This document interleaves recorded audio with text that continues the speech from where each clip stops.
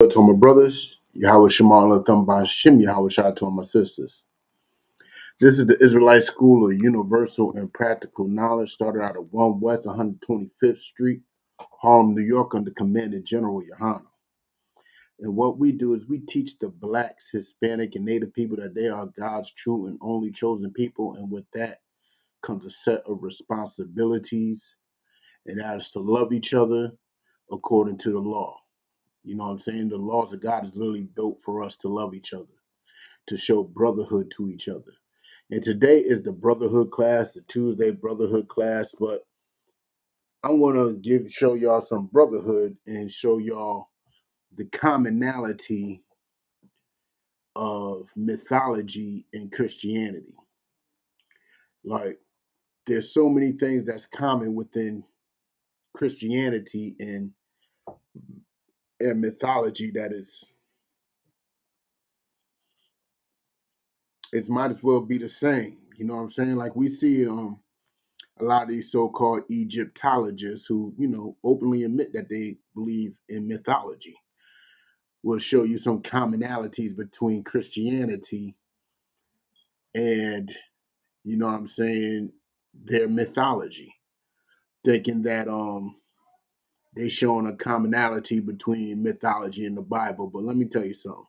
A lot of things that's in the Bible, Christianity don't follow. And a lot of things that Christianity says is not in the Bible at all. You know what I'm saying? And we're going to go through a few of those things, you know what I'm saying, today. But if you have any questions, if you have anything that you would like to talk about, you know what I'm saying, put it up, type your questions in. I'll be able to see them. You know what I'm saying? I'll be able to get with them, and we can get it on. You know what I'm saying? We can get it popping. So if this give y'all a couple seconds, you know what I'm saying? Give y'all a couple of seconds.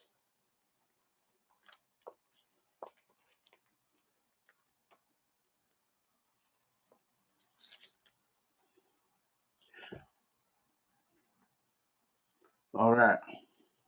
No questions? No problem, no problem. So the first thing we're going to do is get into some articles. We're going to have a lot of articles to get into. I'm going to be getting into some articles. We're going to be reading up on some not history, but on some mythology and how these ancient cultures, how they believed in things and how it correlates to Christianity today. And then we're going to show how it doesn't even fit in the scriptures. Shalom, Yahweh Shemar Ba'ashem Yahweh Shai, sis. And then we're going to correlate how it don't even fit in the scriptures. We're going to show you how it all works. You know what I'm saying? How Christianity is nothing but mythology. Christianity is nothing but paganism. From, you know what I'm saying, its belief in Christ to its holidays, you know what I'm saying, to even the way they think about the afterlife is all rooted in mythology. You know what I'm saying? So we're going to start off with a couple of articles. Bear with me one second as I get the screen share on. You know what I'm saying?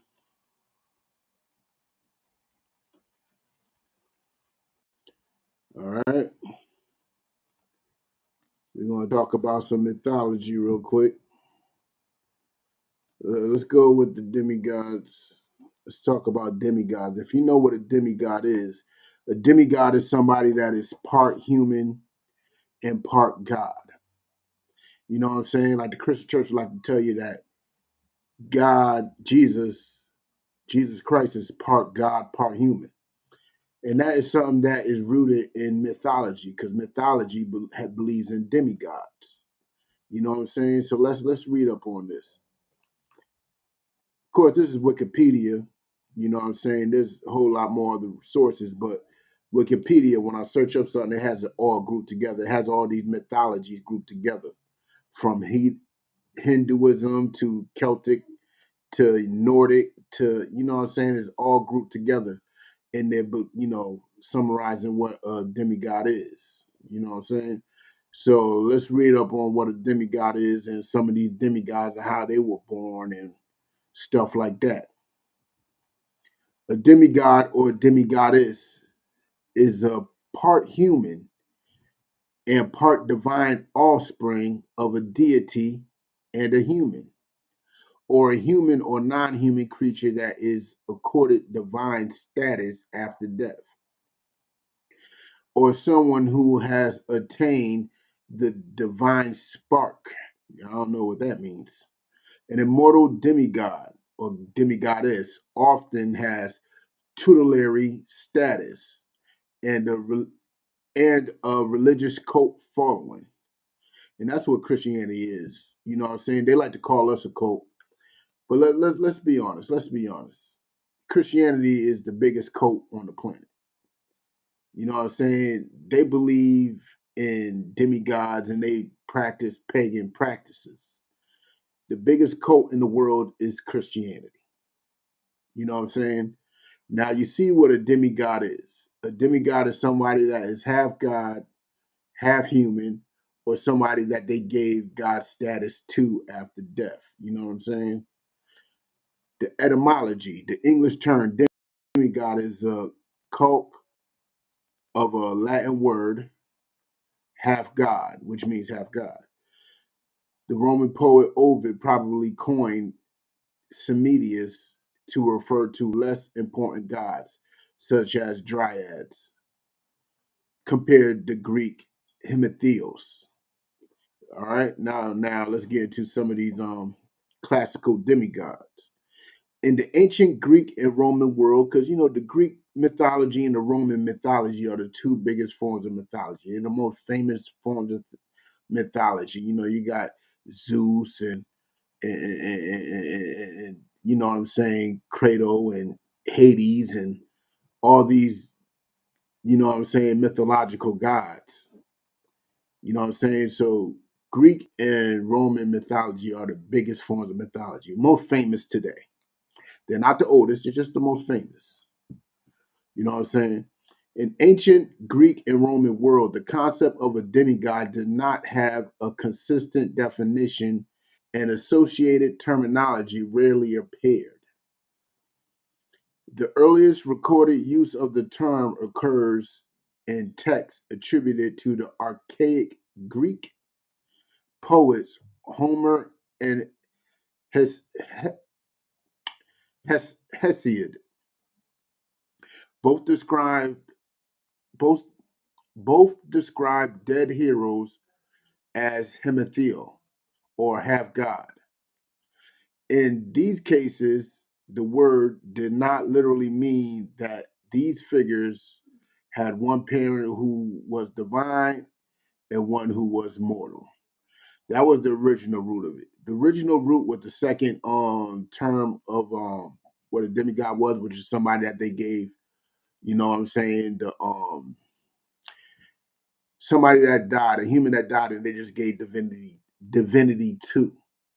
You know what I'm saying? They started worshiping that person like a god. That was the original term of demigod, but then it advanced. You know what I'm saying? Let's continue. The word, okay. Instead, those who demonstrated strength, power, good family, and good behavior were termed heroes. And after death, they could be called hemithil, a process that has been referred to as hero, hero, heroization, which is similar to the Catholic, which is a form of Christianity, the Catholic sainthood. When Catholics, you know what I'm saying, turn these saints into darn near gods and make idols out of them. It's very similar to that. Pindar also used the term frequently as a synonym for hero. According to the Roman author Cassius Dio, the Roman Senate declared Julius Caesar a demigod after his 46 BCE victory at Thapsus. See, even Julius Caesar, and we all know who he is, and we all know Okay, let's get with it.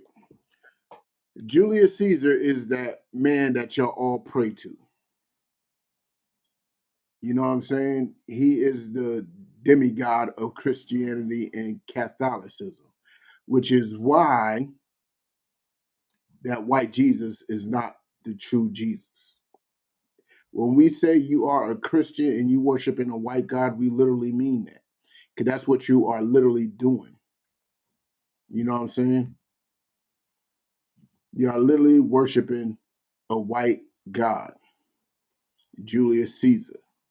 You know what I'm saying? Was However, Deal was writing in the 3rd century CE, centuries after the death of Caesar, and modern critics have cast doubts on whether the Senate really did this. The Roman the first Roman to employ the term demigod may have been the poet Ovid, who used the Latin semidius several times in reference to minor deities. That's another way. The small gods in Roman mythology are called demigods also. The poet Lucan also used the term to speak of Pompey attaining divinity upon his death in 48 BCE. In later antiquity, the Roman writer Martinus Capella produced a hierarchy of gods as follows. Now, this is the hierarchy of Greek mythology. The gods proper or major gods, the guinea, the demigods who dwell in the upper atmosphere, the mains, and ghosts of heroes who dwell in the lower atmosphere, and the earth dwelling gods like fauns and satyrs. You know what I'm saying? Those are some of the demigods of Greek and Roman mythology. That's how they do it. You know what I'm saying? Demigods are half human, half half human, half, you know what I'm saying, God, or there's somebody who they gave divinity to. You know what I'm saying? And that divinity is man-made. You know what I'm saying? Now let's get into some of these demigods themselves. You know what I'm saying? Let's get into some of these demigods themselves. Let's see.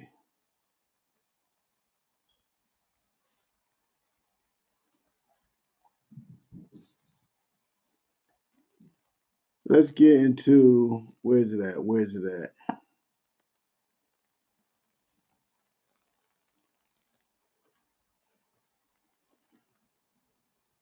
All right, here we go. Let me share that real quick.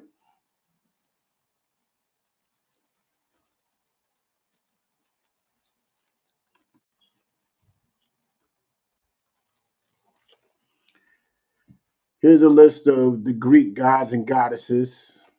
And this is the demigods in Greek mythology, right?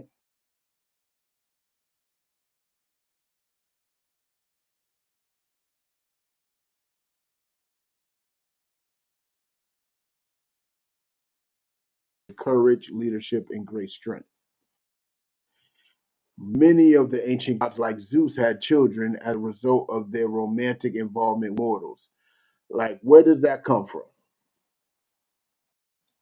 Now you understand where Christianity gets the fact that angels came down from heaven and had sex with humans. Talking about Nephilims are giant angels who came down from heaven and had sex with humans. That's what they believe. But let me tell you something. Nephilims are actually giants, but not physical giants. Nephilims are like who's a Nephilim today? Donald Trump is a Nephilim today. Who's a Nephilim today? Kanye West is a Nephilim.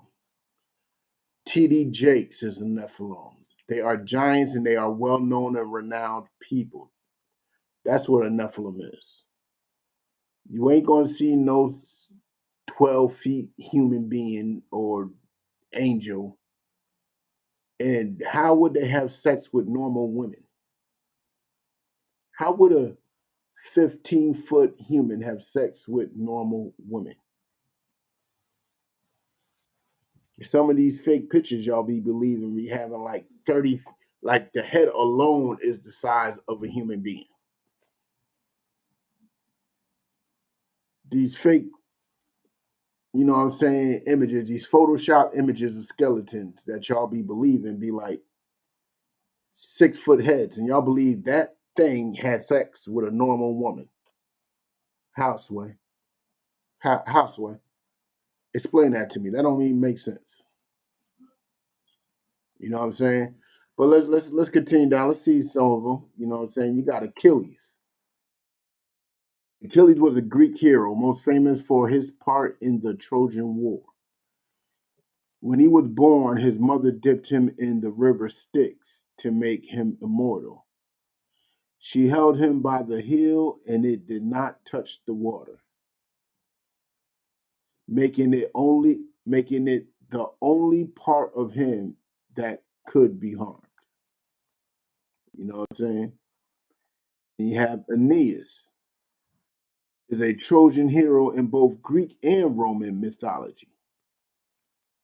Though he is more prominent in Roman tales, his origins is told in the Homeric hymn to Aphrodite. Aphrodite caused Zeus to fall in love with mortal women, and Zeus decided to get payback. He provoked her infatuation with a cattle farmer. So now the female gods are having sex with the men. You see what I'm saying? This is what we dealing with when we're dealing with Christianity. You know what I'm saying? Christianity is promoting how humans are having sex with God. Here's probably the most famous demigod, Hercules. You know what I'm saying? Let's talk about Hercules. Hercules, also known as Heracles, also known as Hercules in Greek text, is one of the most recognized and famous of the divine heroes in Greek mythology. The son of Zeus and mortal woman, Alcmene. He was considered the greatest of heroes, just like Christ is considered the greatest of men, and a symbol of masculinity, sire of a long line of royal clans, and the champion. You know what I'm saying? This is where Christians perceive Christ to be. They perceive Christ to be a demigod. You know what I'm saying? Which he is not. Christ is not a demigod. And I'm going to prove that with a few scriptures right now. Can we get Romans 1 and 3? Let's get Romans 1 and 3 real quick. We're going to prove Christ was no demigod. We're going to prove Christ was a man, a human being. You know what I'm saying?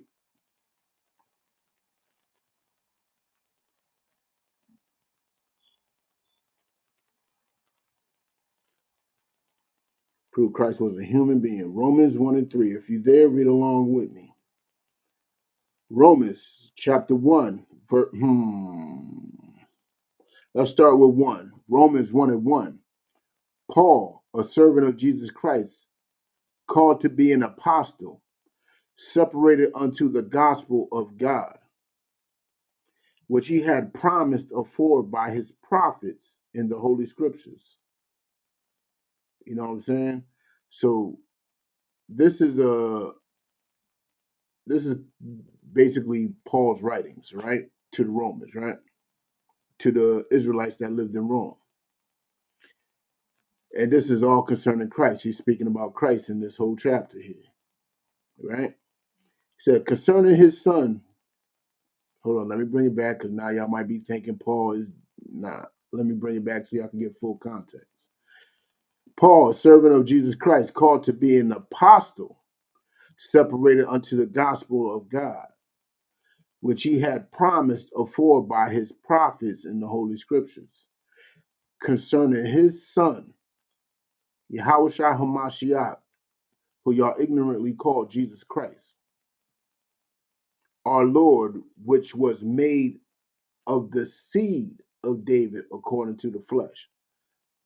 Like, who produces seeds? I never seen in the scripture where it says a God produced seed. God has sperm. Does God even have the need for sperm? You know what I'm saying? Can y'all answer that? No? Well, let me continue then. Which was made of the seed of David according to the flesh. The seed of David. That means he's the seed of a man. So if you know what I'm saying, if Christ was born of God, but you know, prophecy says he would be from the seed of David, King David, then that means he is not the Messiah if he's from the seed of God. Unless you're saying God is from the lineage of King David. Unless that's what you're saying. And that just brings more confusion into the game. That brings more confusion. And the Most High is not the author of confusion. You know what I'm saying? So let's continue with it. And declared to be the Son of God with power. That means he is not wavering it. He is declaring to be the Son of God and ain't even batting an eye with it. You know what I'm saying? He ain't backing down from that claim or nothing. And why is he doing that? According to the spirit of holiness. He is saying that because he's not like the rest of us.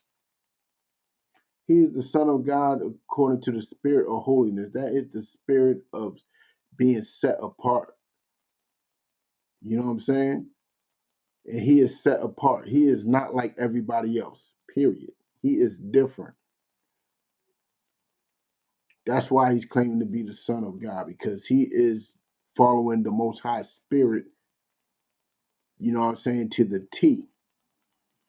He follows the law and he knows brotherhood. He's loving his people accordingly. So as you can see in this verse, it's showing you that he is the seed of a man, but he's only claiming to be the Son of God through the Spirit. Through the Spirit. He ain't claiming that the Most High nutted in his mother. He ain't claiming that at all. So Christ is saying he is not a demigod, because Christianity believes in demigods. But let's finish that verse. Which was made of the seed of, and declared to be the Son of God with power, according to the Spirit of holiness, by the resurrection of the dead. You know what I'm saying? So right here, you see that he is not claiming that he is the Son of God through lineage.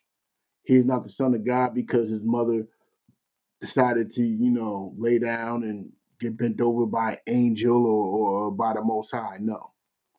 He is saying that he is the Son of God through spirit. He had the Most High Spirit on him. He had the Holy Spirit on him. He was not like everybody else. You know what I'm saying? But let's continue. Let's continue. Let's find another verse, because one verse probably ain't enough. One verse probably just ain't enough. Let's go to John 1 and 45.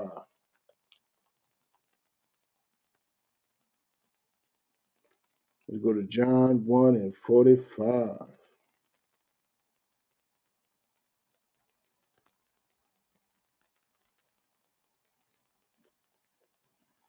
All right, if you're there, I want you to read along with me. All right. It said, Philip findeth Nathanael and saith unto him, We have found him, of whom Moses in the law and the prophets did write, So they saying they did find that dude. They found the Messiah. They found the one that the prophets been speaking of. They found the one Moses was speaking of. They found him. Now, who is that person? Is he half God, half man? Is he some type of superhero? Or is he just a regular human being? Let's read.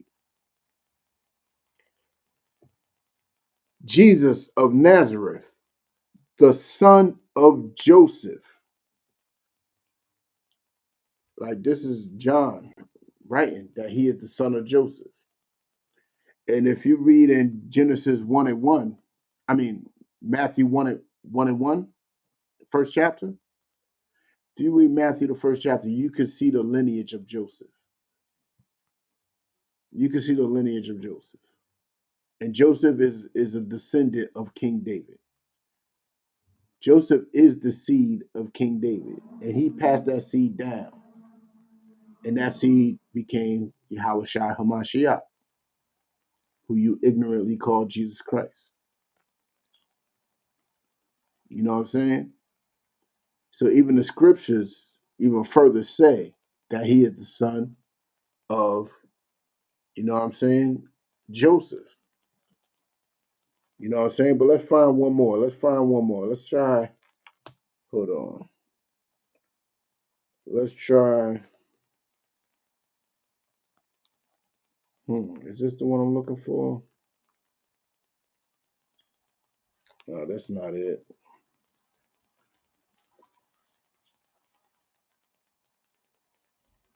Is it an Acts? Let's go to Acts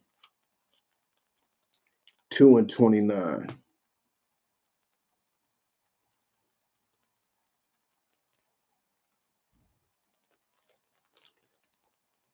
Acts 2 and 29. And it says, Men and brethren, let me freely speak unto you of the patriarch David. Now, what patriarch are they talking about? They're talking about King David right here. All right, let's continue. That he is both dead and buried, and his sepulchre is with us unto this day. Therefore, being a prophet, and knowing that God has sworn with an oath to him that of his fruit of his loins, according to the flesh, he would raise up Christ to sit on the throne. So this is telling you that even the Christ is supposed to come from a man. He is not half God. He is from the seed of a man. Straight up and down from the loin. This is prophecy. Prophecy.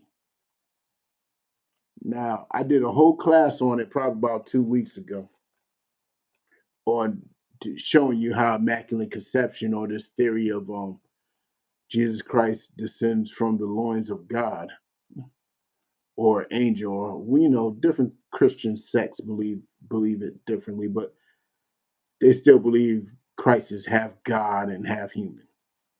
They believe Christ was a demigod, and I just proved that wrong with 3 scriptures real quick.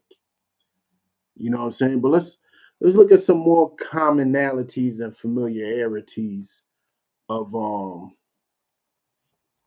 of you know what I'm saying, Christianity and mythology.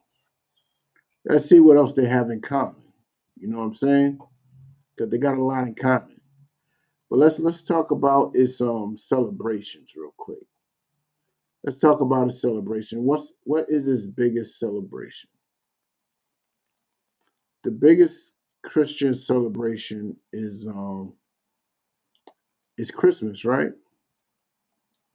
But let me tell you something. Christmas even have roots in mythology. Christmas even has roots in paganism. Christmas started off as a festival called Saturnalia. It was a Roman festival. That's the roots of Christmas. That's not even its true roots, because it even goes back further than the Roman Empire, and we're going to talk about that too. You know what I'm saying? But let's get with it. Saturnalia, the most popular of Roman festivals, dedicated to the Roman god Saturn. Saturn is one of the Roman gods with its mythology. You know what I'm saying? So let's see. Let's continue reading.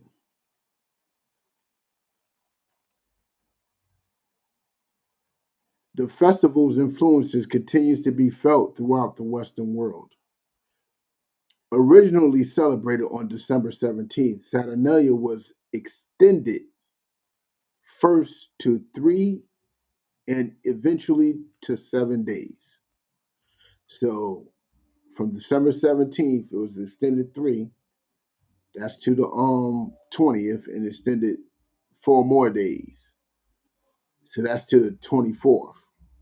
What is December 24th, y'all? Uh, it gets more interesting. The day has been connected with the winter sowing season, aka the winter solstice, which in modern Italy varies from October to January. Remarkably, like the Greek Chronia, which is another Greek god, it was the liveliest festival of the year. Chronia is a festival that's celebrated the Greek god Kronos. The Greek god Kronos is very similar to Saturn.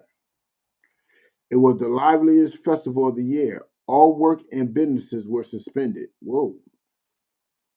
What happens with Christmas? Ain't all work suspended and all businesses closed on Christmas?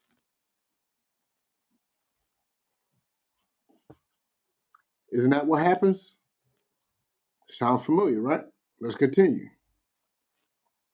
Slaves were given temporary freedom to say and do what they liked, which is something that even happened in modern times. During Christmas, even though we were Christmas gifts, our oppressor would literally buy us and give us to their children. They will buy the young of ours and give us like we're pets to their children. You know what I'm saying? Let's continue.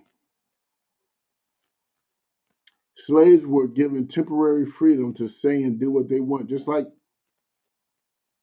when we were slaves, they would literally give us the freedom to do what we want. We didn't have to work on Christmas. That's why we love Christmas so much today. That mindset was passed down even to today. We loved Christmas so much because we didn't have to work. We could do what we want. Massa ain't whooping us. You know what I'm saying? And we get to eat what the massa eat, which is all the ham and chitlins and all that. Like it was glorious to us. We felt good. No, we felt like oppression was lifted off our back for the moment.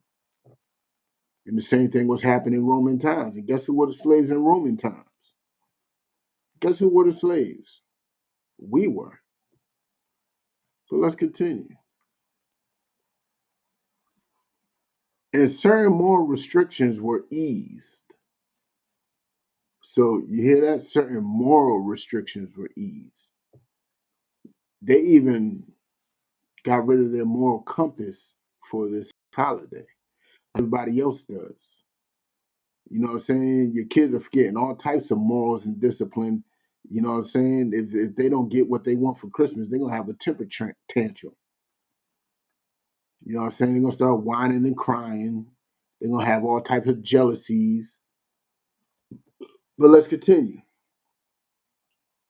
The streets were infected with the Mardi Gras madness.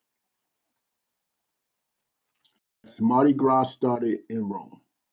I know y'all like to think that Mardi Gras has some type of African roots in it, but it doesn't. Mardi Gras started in Rome. A mock king was chosen. The seasonal greeting Io Saturnalia was heard everywhere. The closing days of the Saturnalia were known as Sigliara because of the custom of getting towards the end of the festival.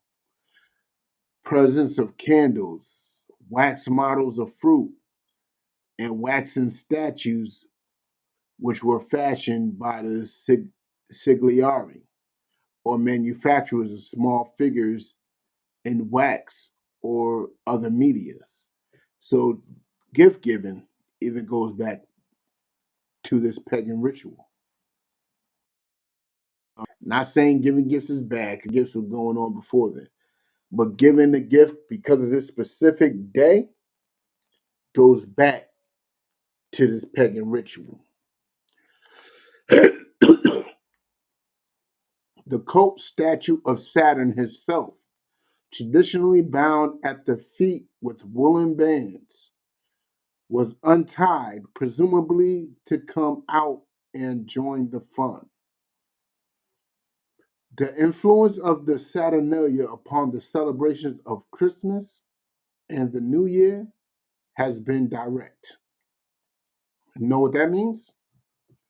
That means that there's literally a connection here. There's literally influences, there's literally a root from Saturnalia, a mythological pagan festival, to Christmas. And let me tell you something. Let me tell you something. Christmas is literally, how may I put it? No, let me put it like this. Christianity altogether, as they were spreading the good word of Christianity around with the sword, they would kill a lot of these pagans and take parts, and with the survivors, they would take parts of their rituals and their festivals and their celebrations and tie it into Christianity. You know what I'm saying? We're gonna prove that with the next festival too, because right now we're still on Roman festivals. We're talking about Roman mythology here. You know what I'm saying? That's what we're talking about here is Roman mythology. But let's continue with what we was talking about real quick, because Christianity always takes its roots from some type of pagan worship, plain and simple. But let's continue. The influence of the Saturnalia upon the celebrations of Christmas and the New Year has been direct. The fact that Christmas was celebrated on the birthday of the unconquered sun, De Solis Invicti Nati, gave the season a solar background connected to the kalends of January, which is January 1st, and the Roman New Year, when houses were decorated with greenery and lights. Hold on. Y'all hear that? Houses were decorated with greenery and lights. They doing that till today. When houses were decorated with greenery and lights, they putting their their wreaths on the door, bringing dead trees into the house. They bring in a dead tree into the house, and then they got the nerve to put electricity around the tree and wonder why the house is catching on fire. You know what I'm saying? So they put greenery and lights, and presents were given to the children and the poor. Concerning the gift candles, the Romans had a story that an old prophecy bade the earliest inhabitants of Latium send heads to Hades and Phoda to Saturn. The ancient Latins interpreted this to mean human sacrifices. But according to legend, Hercules advised using lights. Phos means light or man, according to accent, and not human heads. So they wasn't sending human heads yet. All right. I believe they were, because you know why? Christmas has a root even further than this, back into the Babylonian days. You know what I'm saying? It goes even further back into the Babylonian days, and I'm going to prove it right now. I'm going to prove it right now.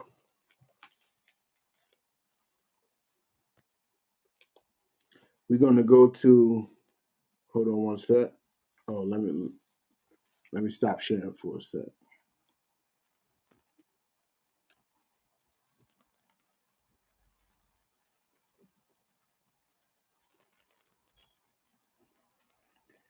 Bear with me one sec.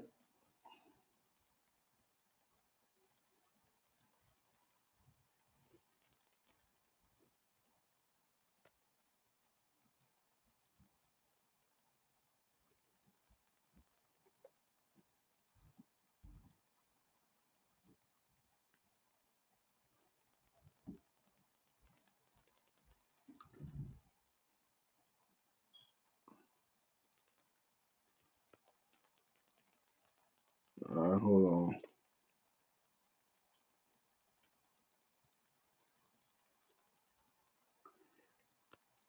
We're going to go to Jeremiah 10.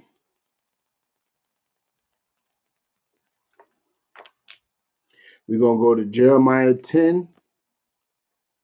And let's start with 1. Let's start with Jeremiah 10 and 1 real quick, okay? And I'm going to show you how far back the roots of Christmas goes. It goes way before the Romans, to the fact that you will hear it in the Bible. You will hear some of its customs in the scriptures. Now, Jeremiah chapter 10, verse 1. Hear ye the word which the Lord speaketh unto you, O house of Israel. So this is the Most High talking to us, blacks, Hispanics, and Native people. And his words are coming straight to us. Now let's continue. Thus saith the Lord, learn not the way of the heathen, and be not dismayed at the signs of heaven. So it's about to talk about a practice that the heathens kept, and said, do not be dismayed at it.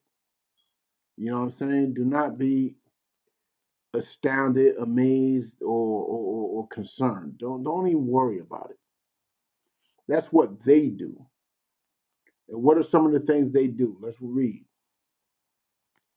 For the heathen are dismayed hold on, I skipped a part. And be not dismayed at the signs of heaven. So we should not learn what the heathens do. We should not be doing what they do, and we should not be dismayed at the signs of heaven. What are the signs of heaven? So the stars, you know what I'm saying? The moon, the sun, eclipses, because you know what I'm saying, the heathen back in the day, there was an eclipse. They used to think the world was ended. The world's going to end because there's a solar or lunar eclipse. They always thought somebody was about to die or a sacrifice had to be made to appease whatever god they were celebrating. It told us not to do the things they do. But let's continue.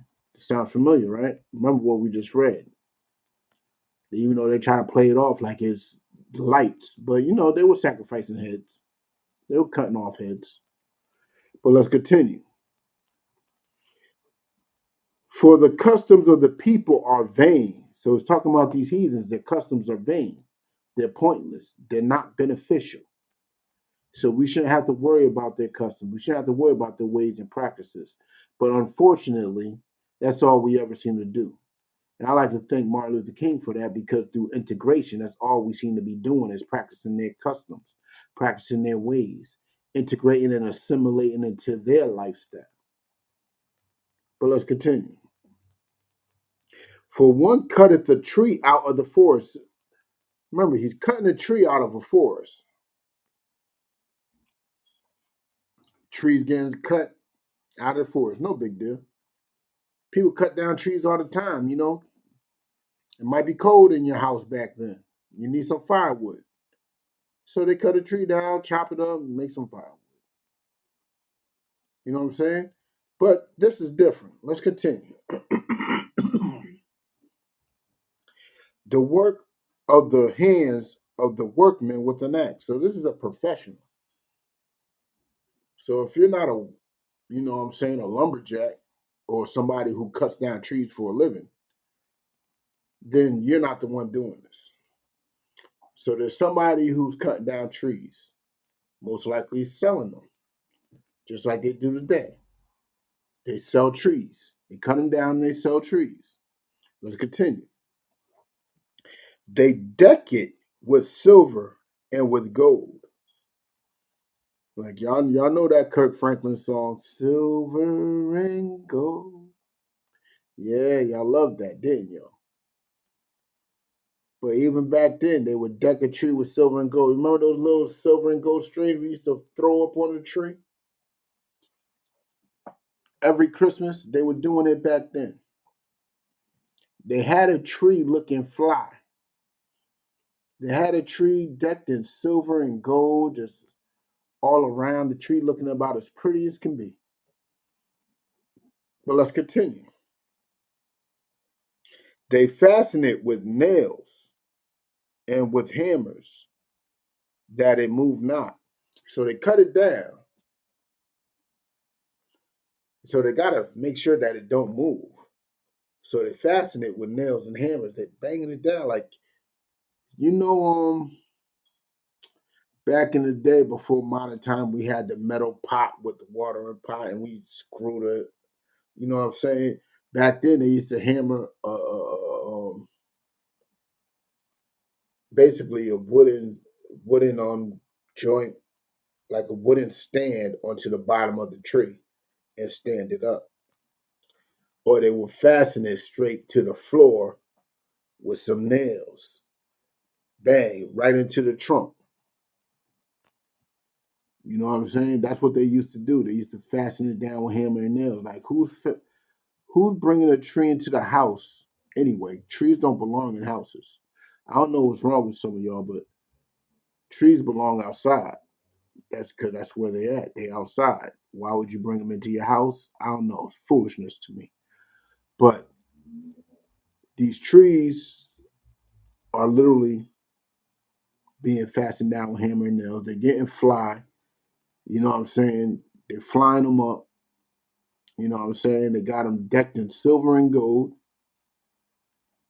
And we are doing that same practice today. Christmas is not a new thing. And this dates back to Jeremiah time, which is a little bit around the Babylonian Empire. Maybe a little bit after. It's maybe about a few years after.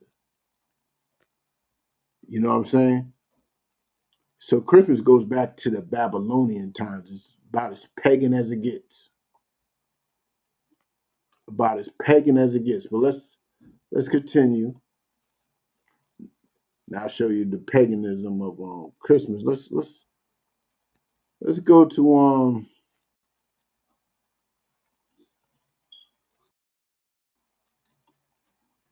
now let's go to the second biggest holiday in Christianity. Should I go higher? Yeah, let's start at the beginning. This is the beginning. In Eastern Orthodox Christianity, which adheres to the Julian calendar, Orthodox Easter falls on a Sunday between April 4th and May 8th each year. In some denominations, the Protestant Christianity, Easter Sunday marks the beginning of Easter tide or the Easter season. Like these seasons and these tide stuff, that the solstices and the you know what I'm saying, all this stuff that is all pagan.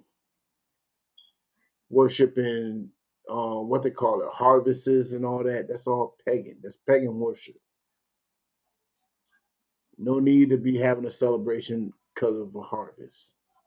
No need for any of that. You know what I'm saying? Easter tide ends on the 50th day after Easter, which is called the Pentecost, which is known as Pentecost, which is another holiday of the Most High that the Christians copy and fail miserably at doing it. In Eastern Orthodox branches of Christianity, Easter Sunday serves as the um as the start of the season of Pascha, Greek for Passover, which ends 40 days later with the holiday known as the Feast of Ascension. Like, let me tell you something. Easter is in the Bible. Okay, let me get that out the way. If you go to Acts 12 and 4, Easter is in the Bible. And when you look it up, it's in Greek. It's a mistranslation of the Greek word Pascha, which is a translation of Pesach, which is the Hebrew word for Passover. Now, Easter that's in the Bible is actually just the Passover. Because let me read it. It says, Acts chapter 12, verse 4. And when he had apprehended him, he put him in prison and delivered him to 4 quaternions of soldiers to keep him, intending after Easter to bring him forth to the people. So Christ was caught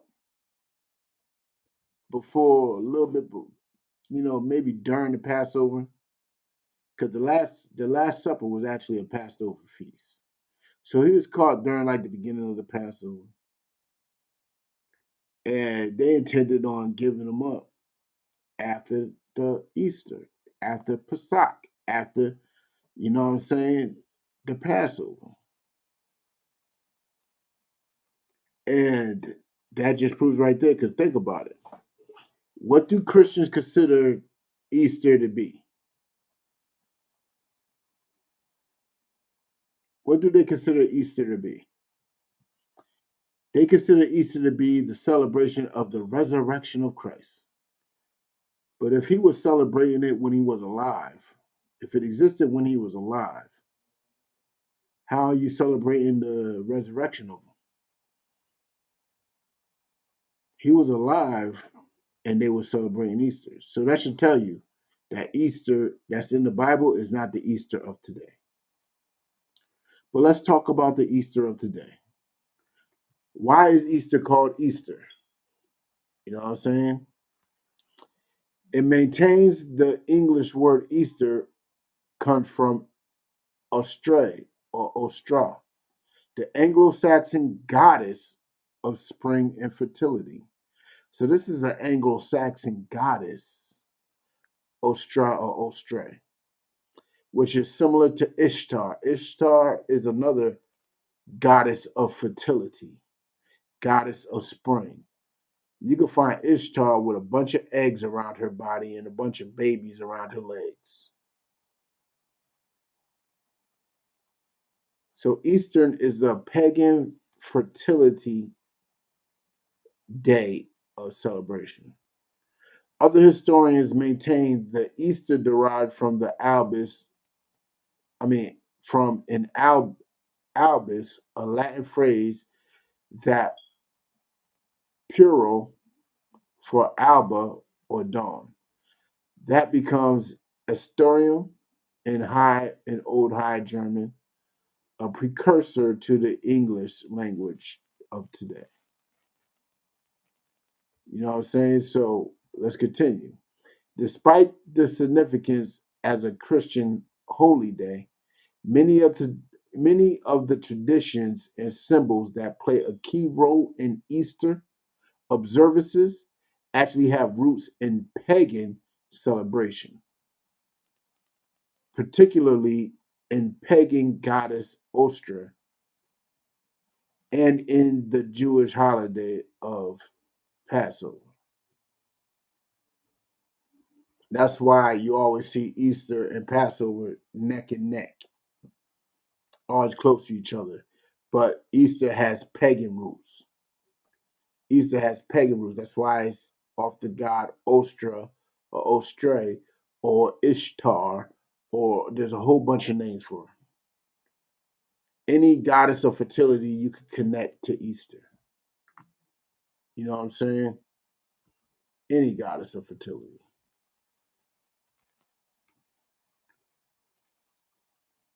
So let's get into it. Let's talk about how the Most High feels about Easter. I prove that Easter in the Bible is not the same Easter that we celebrate today. But let's go a little further. Because Easter is one of those days we sit down with our family after going to church and hearing a bunch of lies. But let's dig a little deeper. Amos chapter 5, verse 21.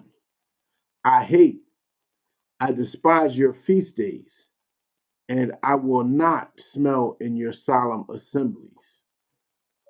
Like, if you know what the word solemn means, that means non-formal. And Easter is a non-formal day. You get all dressed up and spiffy, put on your best three-piece suit, and then you go to church to hear a bunch of lies from your pastor, come home, eat a bunch of ham, you know what I'm saying, chase after the fertility goddess's eggs, hunting for them, you know what I'm saying? That is all pagan. That has nothing to do with it, with the person that it wants to be. Easter wanted to be something like the Passover. But let me tell you what the Passover is. Passover is a feast where we get together and we feast and we eat. But guess what we'll remember? Guess what the day is dedicated to? The day is dedicated to when the Most High killed a bunch of Egyptians just to free us from the captivity of Egyptians. That's what it's about. The Most High killed our enemy so that we can be free. Now that's a righteous thing to celebrate. Unlike your Christmases, unlike your Easters and your Thanksgivings and all that. Those are not righteous things to celebrate. All those things have pagan and wicked roots to them. You know what I'm saying? And it's disgusting. And it's vile. And it's not of the Most High. So the next thing we about to get into, hold on.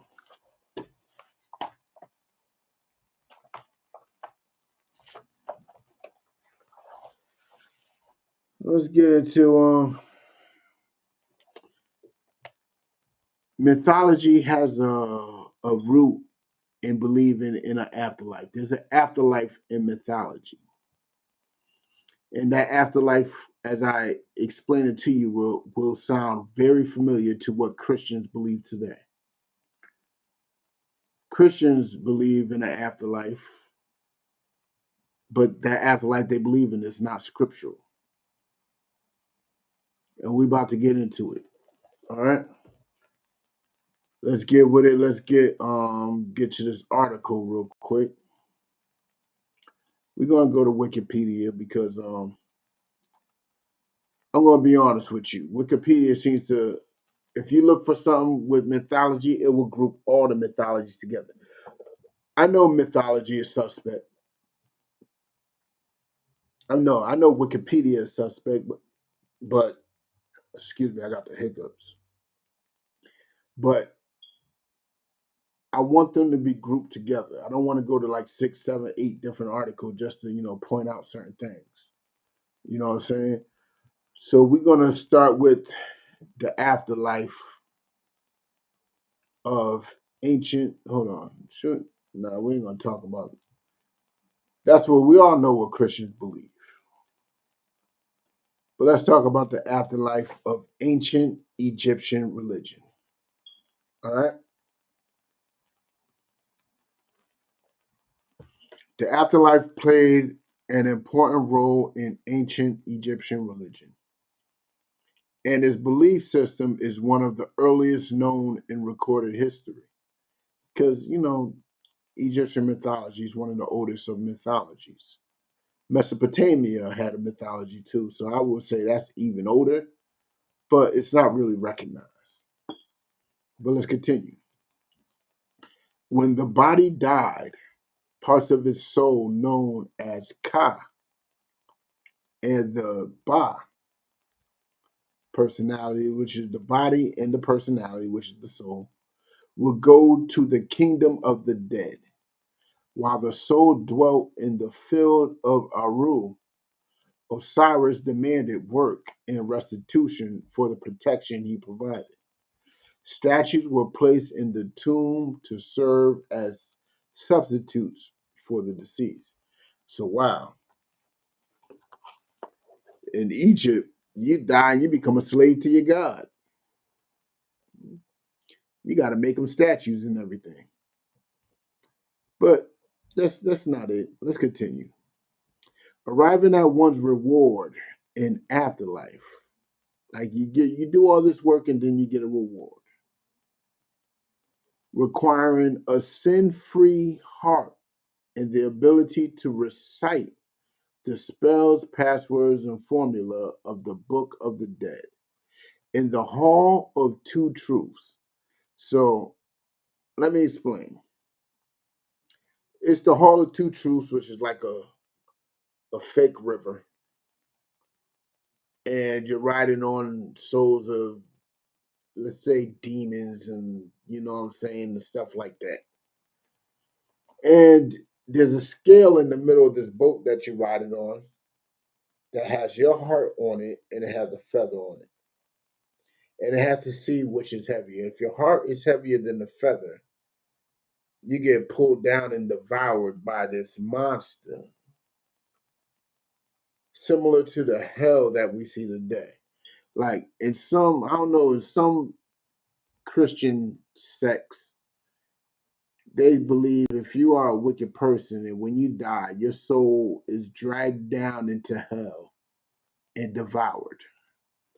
Same thing they saying, and I'm going to prove it. Let's read. The deceased heart was weighed against the shoe, feather of truth, and justice taken from the headdress of the goddess Ma'at. If the heart was lighter than the feather, they could pass on. So if your heart was lighter than the feather, you felt guilt free, and you were, you know what I'm saying, you lived your life according to their doctrine righteously, you get to move on into a peaceful afterlife, aka their heaven. But if you don't, but if it were heavier, they would be devoured by the demon Amit. So you would get pulled down and devoured by a demon. Same thing. You're being brought into hell. You know what I'm saying? Egyptians also believe that being mummified, yeah, we ain't talking about the mummified, but look, their afterlife consisted of being literally in heaven or devoured by demons. You know what I'm saying? But let's go into the Greek. Let's go into the Greek. The Greek god Hades is known in Greek mythology as the king of the underworld, a place where souls life in a place where souls live after death. Hades is literally hell. The Greek god Hermes, the messenger of the gods, would take the dead soul of a person to the underworld, sometimes called Hades or the house of Hades. Like that's similar to this is like the place of judgment. That's when Christians would like to say, who is it? Who is it? John is at the gate waiting to judge you to see if you're good enough to come into heaven. I forgot who the Christians used to say was at that gate. But they like to say somebody's waiting at the gate with the book of life, seeing if your name's in it. If your name's not in it, you go to hell. If your name isn't in it, you get to heaven. That's what they're saying. That's similar to that boat ride that the Egyptians had. You know what I'm saying? If your heart is lighter and heavier, you know what I'm saying? Same thing. Instead they replace the scale with the heart and the feather with a book of life. You know what I'm saying? And here, let's see what they do here. You know what I'm saying? Hermes would leave the soul on the bank of the river Styx, the river between life and death. Meet me at the crossroads or you won't be lonely. These are the crossroads. A lot of Christians believe in the crossroads. That's the road where you get where the fork splits. Either you're going to heaven or hell. You know what I'm saying? That's what this is. Christianity is so rooted in mythology. It's crazy to me. Sharon, also known as the ferryman, would take the souls across the river to Hades. So, all right, you're back on this river, just like in ancient Egypt, there was a river. If the soul had gold upon burial, the family of the dead soul will put coins under the deceased tongue. Once crossed, the soul would be judged by Aeacus, or a bunch of Greek gods. All right. The soul would be sent to Elysium, Tartarus, or Asphodel fields. The Elysian fields were for the ones that lived pure lives. So Elysian fields are the ones. Elysium is basically their heaven in Greek and Roman mythology. You know what I'm saying? It consisted of green fields, valleys, and mountains, everyone with peaceful and contented. See how their heaven is? Their heaven sounds so nice. It sounds familiar, right? It's just that it's not on clouds. It's on earth.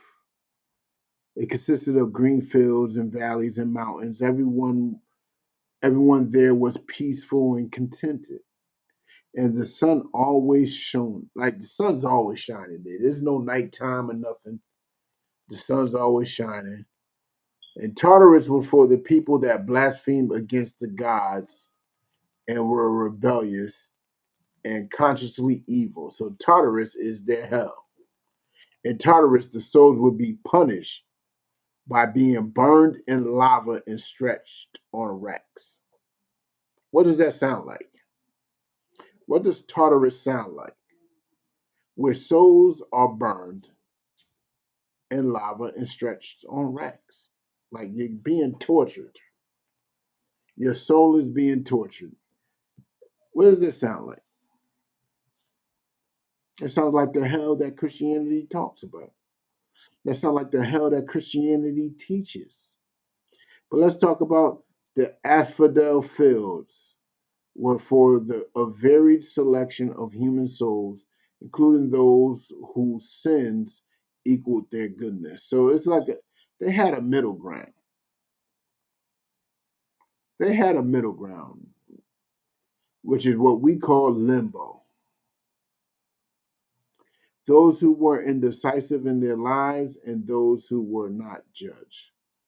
So that's what Christianity calls limbo. I guess that's where the ghosts go and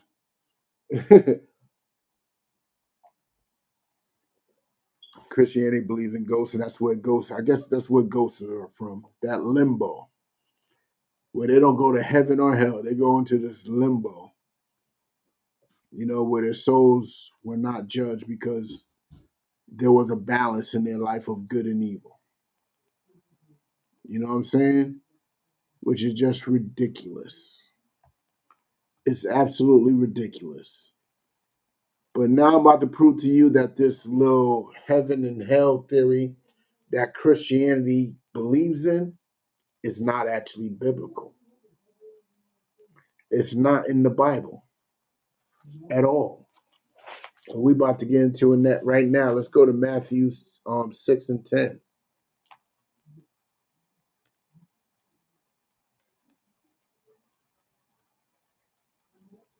Let's go to Matthew 6 and 10.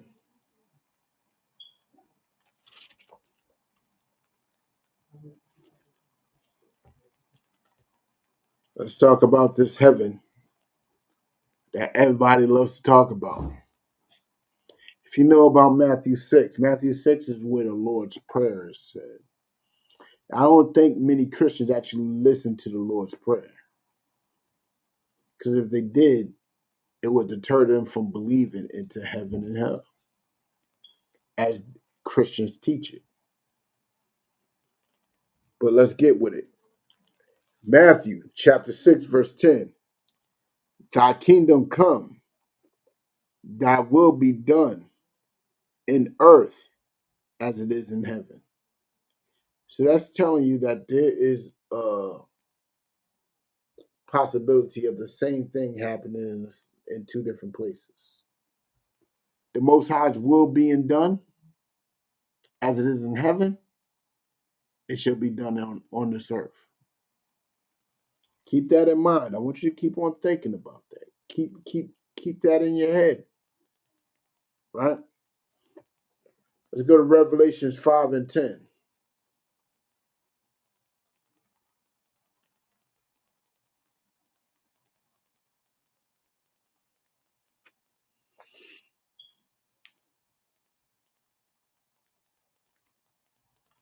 Revelations chapter 5, verse 10.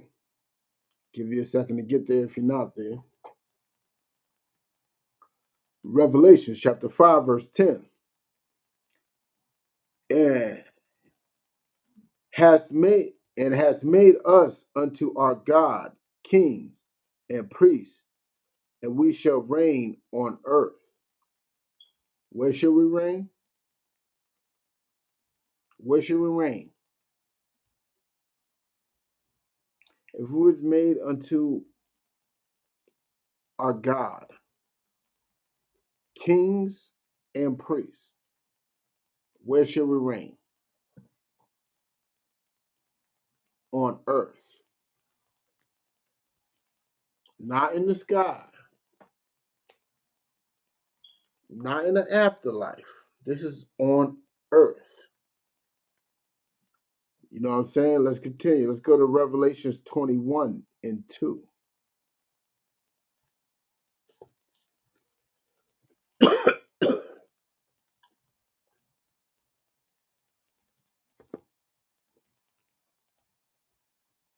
Revelations chapter 21, verse 2. And I, John, now John, the writer of Revelations, saw the holy city. The holy city.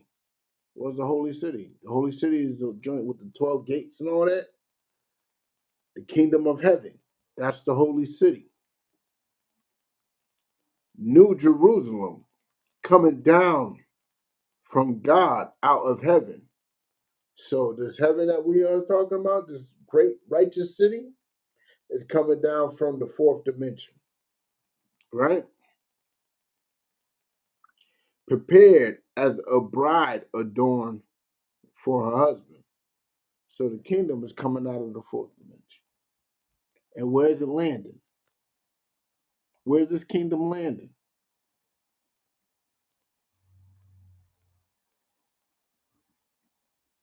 This kingdom's landing right on earth. It's landing right on earth. Point blank period. Let's continue.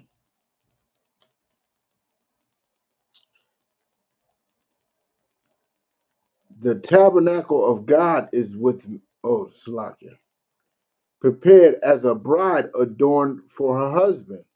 And I heard a great voice out of heaven saying, behold, the tabernacle of God is with men. So this great kingdom of heaven, guess where it's at? It's with men. It's with men. It's not with angels. It's not with demons. It's not with some ghosts. It's with men. And he will dwell with them, and they shall be his people, and God himself shall be with them and be their God. Point blank, period. But let's hold on. Let's get a couple of more.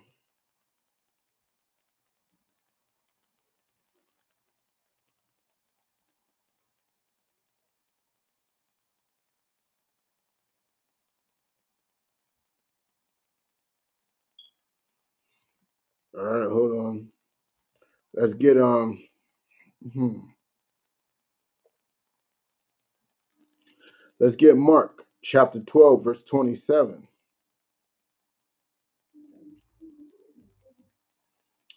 I should actually go higher to that. But would it be too meaty?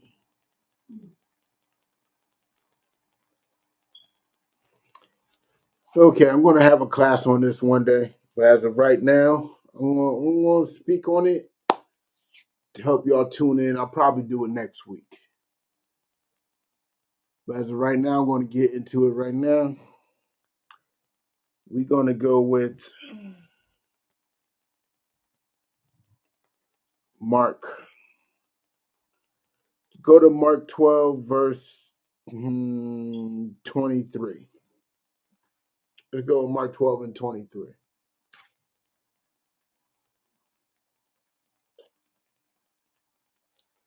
Give you a little further understanding on how God deals with the dead.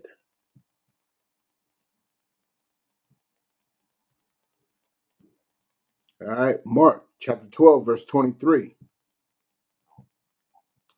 In the resurrection, therefore, when they shall rise, whose wife shall she be of them? For the seven had her to wife. Like when you listen to the Pharisees and Sadducees are coming to Christ, trying to trip them up. Because some believe in the resurrection, some don't. I mean, reincarnation, some don't. But reincarnation is Christ was teaching on it. Christ said it's real. You are reincarnated. So that literally dismisses heaven and hell as a place in the afterlife. But let's continue. And Yahweh shall answer and said unto them, do ye not therefore err? That means error. You don't know what you're talking about. You sound dumb. Because ye know not the scriptures, neither the power of God. You don't know the scripture or the power of God. They come up to Christ trying to confuse him and trip them up because there's a woman who had many husbands, you know what I'm saying? And they try to say when they die and come back because they don't believe in reincarnation, whose wife does she belong to, right? So they're trying to trip them up. For when they shall rise from the dead, listen, when they shall rise from the dead, they neither marry nor are given in marriage, but are as the angels which are in heaven. So while they're dead, they ain't married to nobody. They're not married. While their spirit's not on this earth, they will be similar to angels. What does that mean to be similar to angels which are in heaven? That means they are doing nothing but the Lord's will. What the Most High says, they do. That don't mean that they are angels. That means they have the will of an angel. But let's continue. And as touching the dead that they rise, have ye not read in the book of Moses how in the bush God spake unto him, saying, I am the God of Abraham, and the God of Isaac, and the God of Jacob. So God is telling him he's the God of Abraham, Isaac, and Jacob. Not everybody. He's not the God of Christianity. He's not the God of Buddhism. He's not the God of Judaism. He's not the God of Taoism. He's not the God of Islam. He's not, no. He's the God of Abraham, Isaac, and Jacob. But that's not, we're not finished yet. Let's continue. He is not the God of the dead.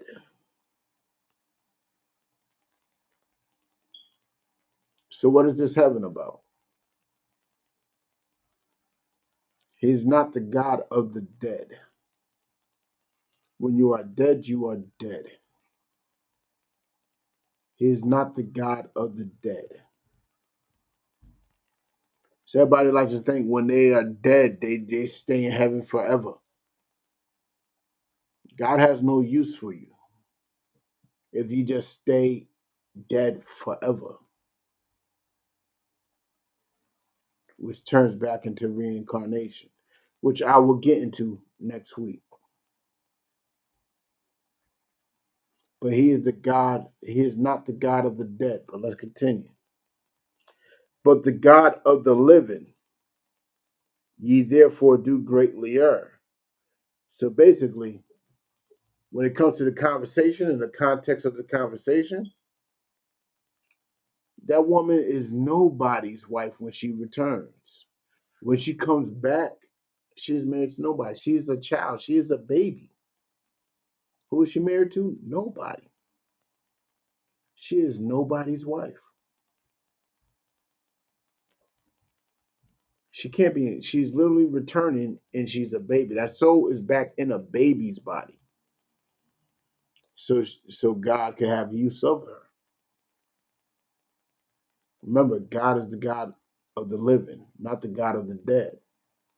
When you're dead, he has no use for you. So he'll put that soul back in a living being.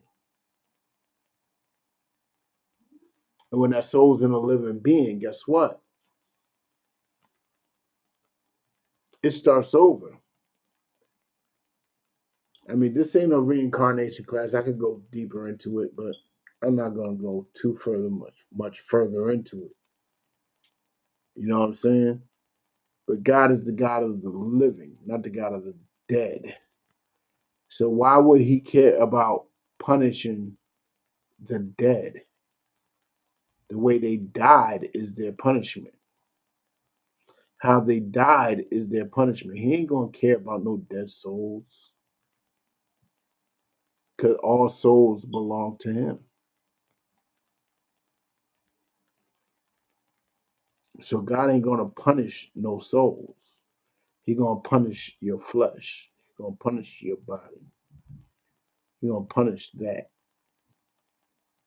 You know what I'm saying?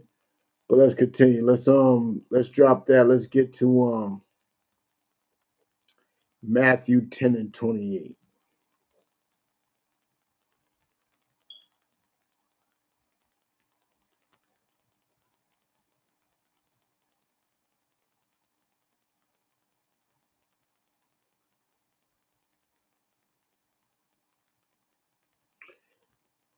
All right, if you're there, Matthew 10 and 28. You there? Let's get with it. And the fear, and fear not them which kill the body. Like, there's people who's able to kill the body. They can kill the body. Kill it. No biggie. No biggie.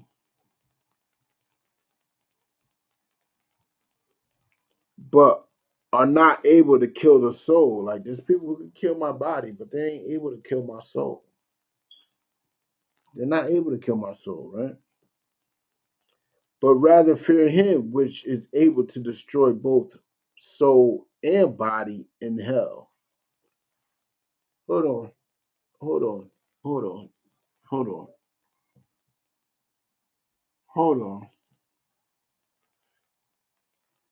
It said, fear him that can kill, that can destroy both body and soul in hell.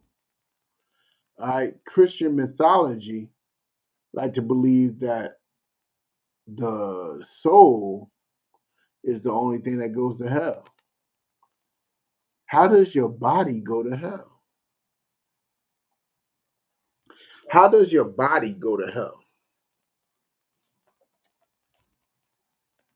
I'm gonna leave that open to class. How does your physical body go to hell?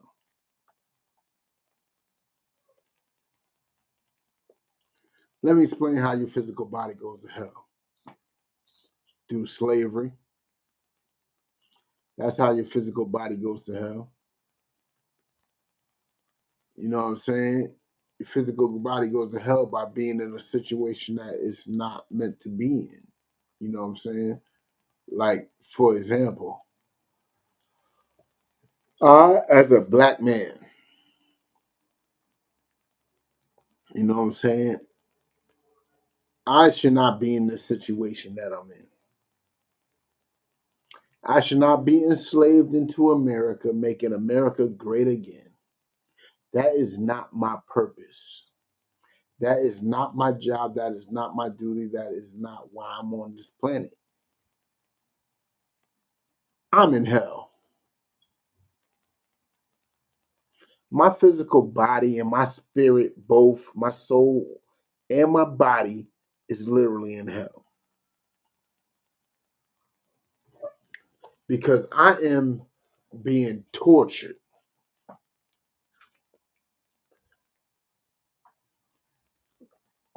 I literally got to work 40 plus hours a week just to survive.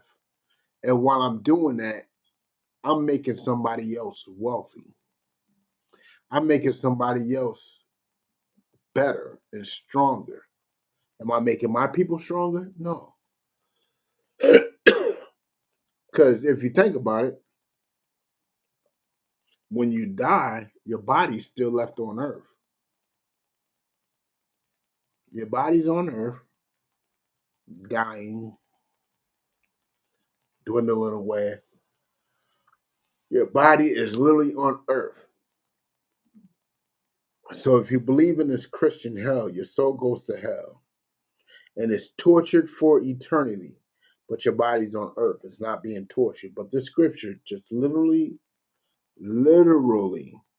just said, and fear not them which can kill the body, but are not able to kill the soul, but rather fear him which is able to destroy both soul and body in hell.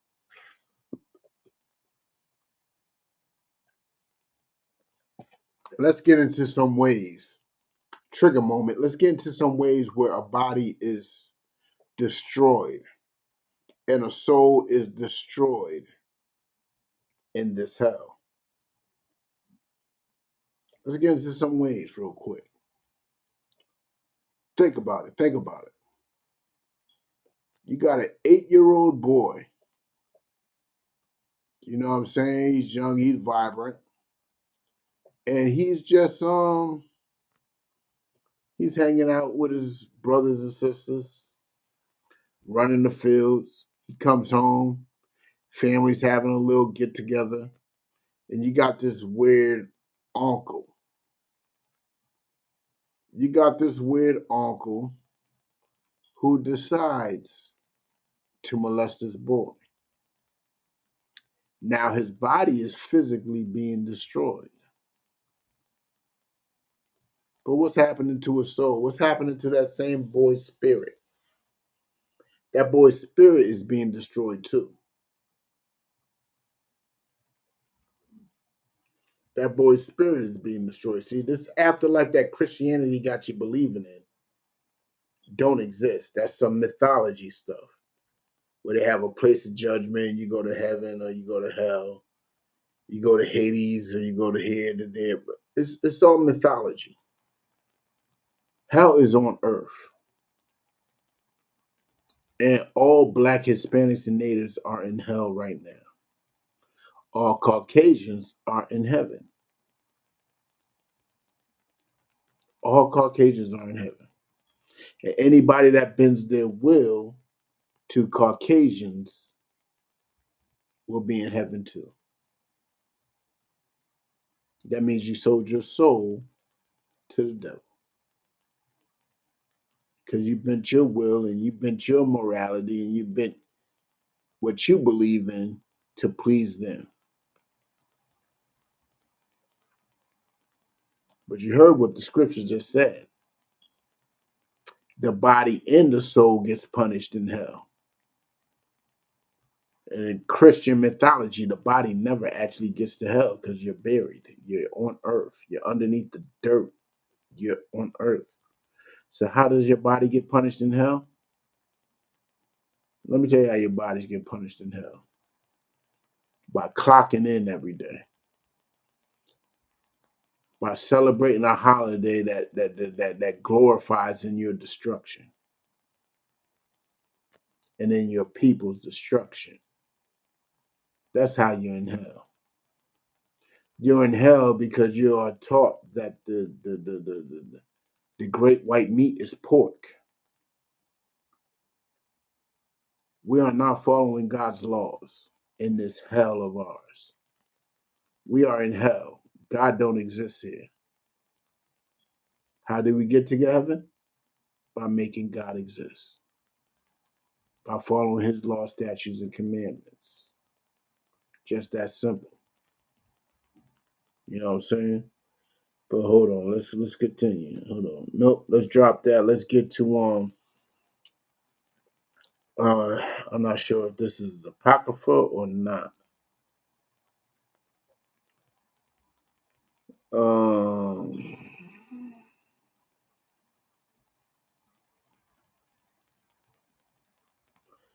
let's go to Ecclesiastes in the Bible. Ecclesiastes chapter 3, verse 16.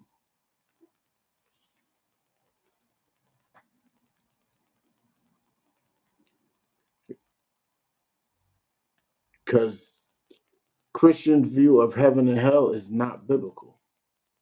It absolutely isn't. It's fake. But let's get with it. Ecclesiastes chapter 3, verse 16. And moreover, I saw under the sun the place of judgment. Hold on. Like you heard in this mythological places, how the place of judgment is somewhere in the clouds, somewhere on some fake river. But no, the place of judgment, according to the Bible, is here on earth. That's the place of judgment. It's not some river that's weighing the heart and the feather. It's not some man up there with the book of life saying if you could go into heaven or not. No, the place of judgment is on earth. Let's continue. I saw under the sun the place of judgment. That wickedness was there. Like, look, the place of judgment, ain't that supposed to be a peaceful place? Ain't there supposed to be order? If there's order there, how is there wickedness? And besides, you got to remember, all this is under the sun. Let me tell you something. The place of judgment is right here on earth. We are being judged right now for the wickedness that we are committing and doing. Every time you want to involve yourself in interracial relationships, guess what? You're being judged. Every time you want to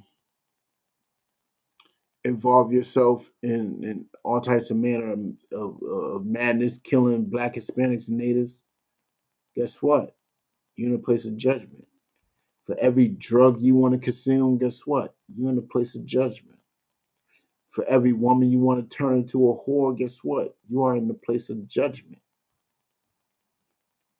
You're going to be judged here on earth for every wicked act that you do. But let's continue. Place of judgment, that wickedness was there.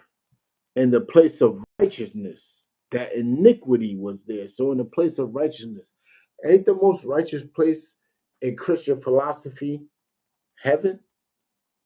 Heaven is the most righteous place in Christian philosophy. But according to the Bible, there is wickedness there. There is all types of manner of wickedness there. So how is that heaven, according to Christian philosophy? Let me tell you something, because heaven is on earth too.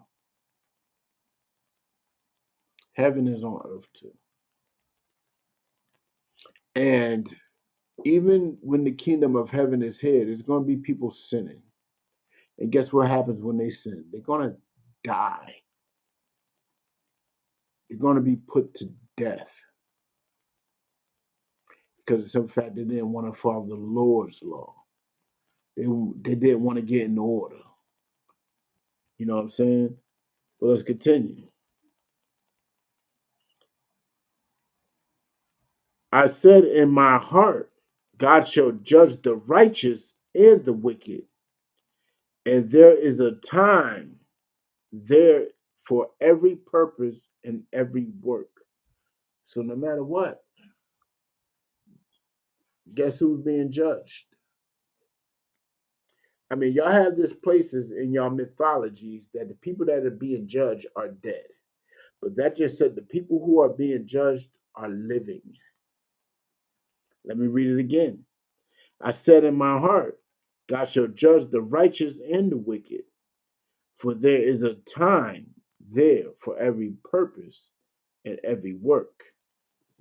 So the righteous and the wicked, they're being judged. And to be righteous and to be wicked, you got to be alive. You can't be righteous and wicked when you're dead. Because God is not the God of the dead. He is the God of the living, not the God of the dead. You know what I'm saying? But let's continue. Let's go to Deuteronomy 32.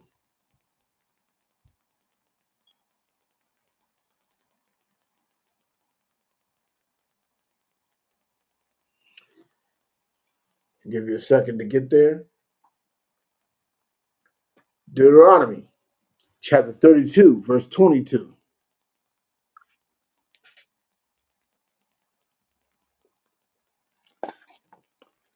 They have moved me to jealousy with that which is not God. Oh, Slakia, I'm at 21. For a fire is kindled in mine anger.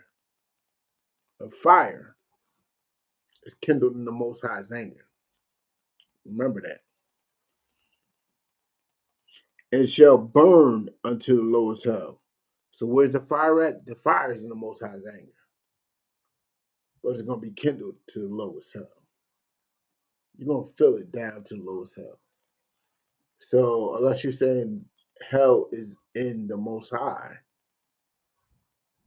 hell dwells inside the Most High, then your heaven and hell don't make sense. The fire that this hell is supposed to be is actually the Lord's wrath, his punishment. You know what I'm saying? Let's continue. And shall consume the earth. Consume what? What did it say it was going to consume? The earth. No matter where you go, Black, Hispanic, and natives, they are in hell. And we are all over this planet. So hell is everywhere you go. It consumed the earth. Let's continue. It shall consume the earth with her increase. So the hells are just growing.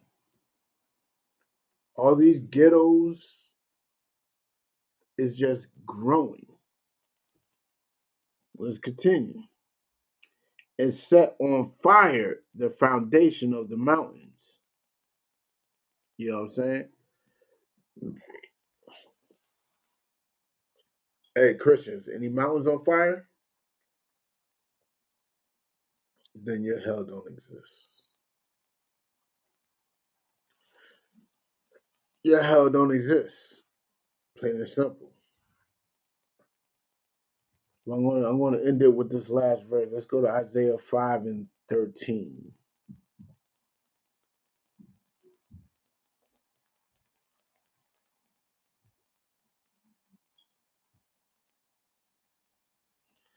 Isaiah chapter 5, verse 13. Therefore, my people are gone into captivity. because they have not known. I mean, Salakia, because they have no knowledge. We are in captivity because we don't know who we are. We are in captivity because we broke the Lord's laws and we are not following them. We are in captivity because we don't even know the Lord's law. A lot of us think eating pork, crab, shrimp, and lobster is okay. A lot of us thinking weed is just a plant that God put here for us to get high on. That's what y'all believe. Y'all have no knowledge. I just believe in insanity. But let's continue. You know what I'm saying? And their honorable men are famished. The honorable one, the men that stood for something, they barely exist. I'm going to be honest with you. You can only find them in the ISUPK. Men that stand for anything, you can only find in the ISUPK.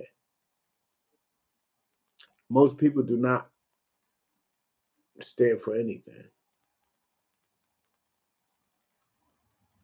So our honorable men are famished. They are weak. They are tired. You know what I'm saying? The ISUPK is here to light a fire underneath those honorable men. That's why we exist, to light a fire under them. But let's continue. And their multitude dried up with thirst. They have nobody following. Those honorable men don't have nobody following them. Because everybody rather be Christians and Muslims and 5%ers and Egyptologists. They don't want to follow God's laws. They want to follow white people's laws, to be honest. That's what they rather do. They rather follow our oppressor. But let's continue.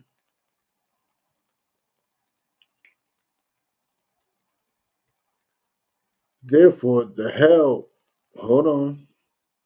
I think I'm going to have to continue from 13. The honorable men are famished, and their multitude dried up with thirst. Therefore, hell hath enlarged itself. Hold on. It was talking about some living men. How is hell enlarging itself with living men? Because these men are falling weak. More black and Hispanic men are going into hell, which is a spiritual place. What I mean by spiritual place, it's a place of how may I put it that makes it sound not so Christian. Heaven and hell is a place of condition. That's the best way to put it. It's condition. Because our honorable men are weak. And there's nobody following those honorable men. Guess what? We are in hell because of that, because we have nobody to lead us out of that hell. That should show you that hell is a physical, is a condition that we live in. Because there's nobody to carry us out of the hell. Nobody to pick us up and drag us and teach us the Lord's laws, statutes, and commandments and bring us out of it. That's what hell is. And heaven is rulership. Heaven is complete rulership over our enemies. Complete power. Where none of us are broken down or famished anymore. That's heaven. You know what I'm saying? Let's continue. Hold on.